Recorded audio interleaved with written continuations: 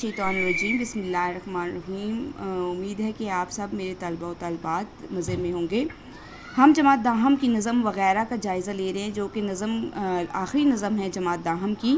اس میں پہلی ویڈیو میں ہم شعر 1 سے 5 تک کا جائزہ لے چکے ہیں۔ اب شعر نمبر 6 دیکھتے ہیں۔ جمہوریت ایک طرز حکومت ہے کہ جس میں گھوڑوں کی طرح بکتے ہیں انسان وغیرہ۔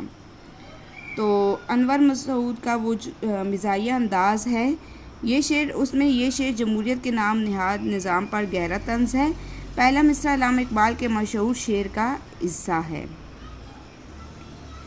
یعنی کہ کہتے ہیں کہ جمہوریت ایک طرز حکومت ہے جس میں بندوں کو گنا کرتے ہیں تولا نہیں کرتے، یعنی کہ علامہ اقبال جو ہیں ان کے شعر میں صنعت تضمین کا استعمال ہوا ہے۔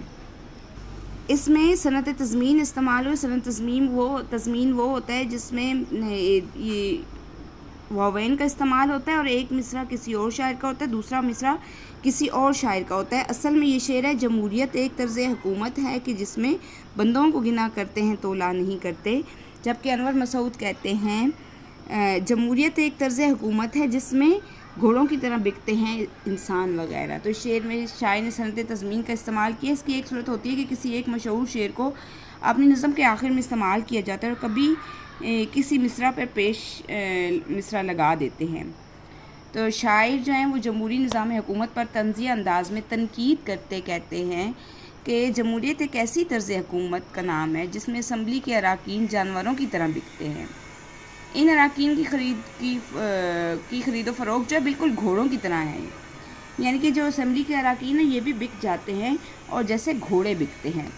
ان اراکین کی خرید و فروخت بالکل گھوڑوں کی خرید و فروخت کی طرح ہے، جیسے گھوڑوں کی بولیاں لگتی ہیں ویسے ہی ان معزز اراکین اسمبلی کی بھی بولیاں لگتی ہیں، اور نتیجے کے طور پر کیا ہوتا ہے، ایک جیتی ہوئی پارٹی کے اراکین فروخت ہو کر مخالف پارٹی میں شامل ہو جاتے ہیں اور حکومت بنا لیتے ہیں۔ ایسے لوگ اوصاف کے لحاظ سے شیطان فطرت میں آتے ہیں، یعنی کہ یہ پارٹی بازی ہوتی ہے، بدلتے رہتے ہیں اور یہ شیطان ہوتے ہیں۔ ایسے لوگ معاشرے میں سیاسی اور معاشی بدعنوانی جیسی برائیوں میں ملوث ہوتے ہیں۔ تو اس کا آخری شعر ہے، ہر شرٹ کی بو شرٹ بنا ڈالی انور، یوں چاک کیا ہم نے گریبان وغیرہ۔ چاک کرنا، پھاڑنا۔ تو اس میں کیا ہے، طنزیہ بیان میں ہمیں حقیقت کو سمجھنے کا موقع ملتا ہے کہ ہم اپنی جو کمیاں اور خامیاں ہیں خامیوں کو خود بڑھا رہے ہیں اور اس کی کوئی اصلاح کرنے کے بجائے ان کو مزید جو ہے پیچیدہ بنا رہے ہیں، یعنی کہ ہم معاشرے میں خود خامیاں پیدا کر رہے ہیں اور ان کی اصلاح نہیں کر رہے بلکہ ان کو مزید بڑھا رہے ہیں۔ وہ کہتے ہیں کہ انسانوں نے اپنی زندگی کے اہم اصول اور اقدار کو اتنا بے وقتی سے برباد کر دیا ہے کہ وہ ان کی اصلی حیثیت اور وقار سے بہت دور ہو چکے ہیں۔ شرٹ کی بو شرٹ میں تبدیل ہونے سے مراد ہے کہ چیز کو اتنا بگاڑ دیا گیا ہے کہ ان کی اصلی حالت کا کوئی تصور باقی نہیں رہا۔ اب اس بات کا شاعر مزید گہرا کرنے کے لیے کہتے ہیں، گریبان چاک کرنے کا محاورہ استعمال کرتے ہیں۔ گریبان چاک کرنا ایک محاورہ ہے جس کا مطلب ہے کہ انسان اپنی ذاتی یا اخلاقی حالت کو خود برباد کر دیتا ہے، جیسے کوئی شخص خود اپنا لباس کا گریبان پھاڑ کر اپنی خامیوں کمزوریوں کو بے نقاب کر لے۔ شاعر اس جملے میں یہ گہری بات بیان کرتے ہیں کہ انسان نے خود ہی اپنی اچھائیوں، اپنی اخلاقی اصولوں، اپنی معاشرتی اقدار کو نقصان پہنچایا ہے۔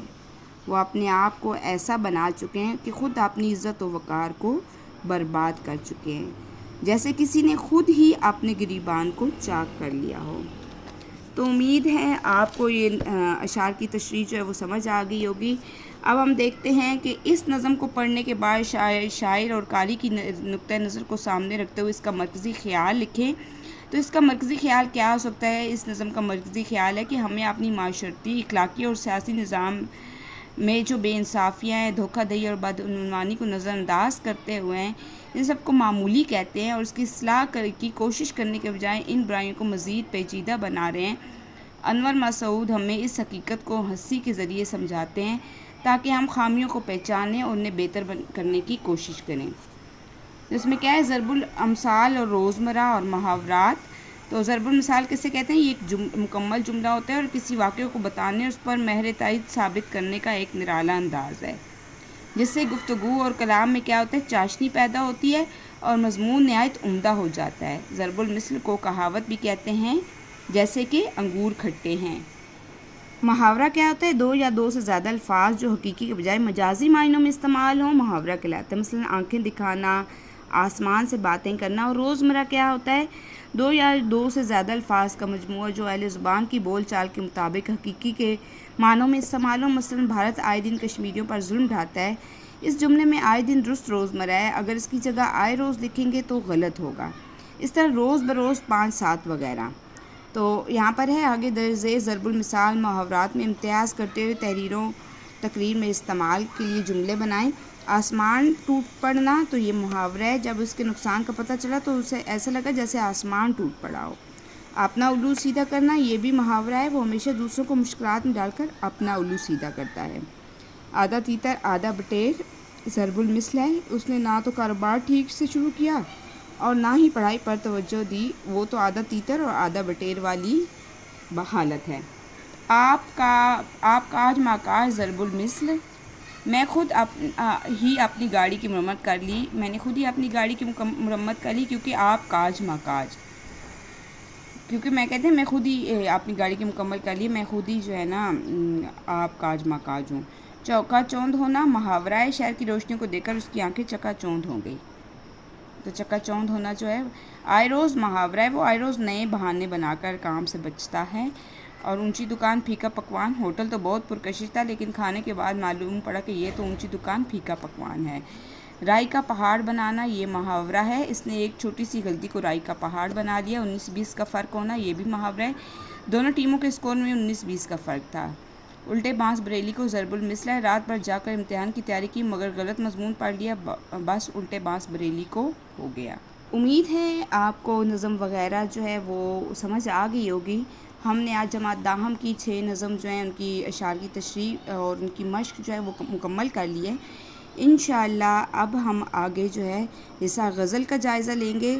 یہ غزل کیا ہے، اس میں ہم بازیجہ اطفال دنیا میرے آگے مرزا اسد اللہ خان کی غزل پڑھیں گے، اور غزل اس کو ذرا اثر نہیں ہوتا۔ مومن خان مومن کی غزل ہے مشق سخن جاری، چکی کی مشقت بھی، مولانا حسرت موہانی کی غزل، اور یوں کہنے کو پرایا اظہار بہت ہے، ظہر نگار کی غزل ہے۔ تو انشاءاللہ اگلی ویڈیوز میں آپ جو ہے میرے ساتھ غزل کے حصہ غزل کا جائزہ لیں گے۔ تب تک کے لیے ہم پھر ملیں گے انشاءاللہ۔ آپ کو کوئی بھی مسئلہ ہو، کوئی بھی معلومات لینی ہو، آپ کو کوئی بھی آپ کا کانسیپٹ کلیئر نہ ہو رہا ہو تو آپ کامنٹ کر کے مجھ سے مزید ہیلپ لے سکتے ہیں۔ شکریہ، اللہ حافظ۔ اور ہاں جی، مجھے دعاؤں میں ہمیشہ یاد رکھیے گا، کیونکہ جس طرح مجھے آپ کی فکر ہوتی ہے اور میں آپ لوگوں کے لیے دعا گو بھی ہوں کہ اللہ پاک آپ کو کامیابیاں دے، اور جو ہے آپ میرے نوٹس سے ہمیشہ فائدہ اٹھاتے رہیں۔ اللہ حافظ۔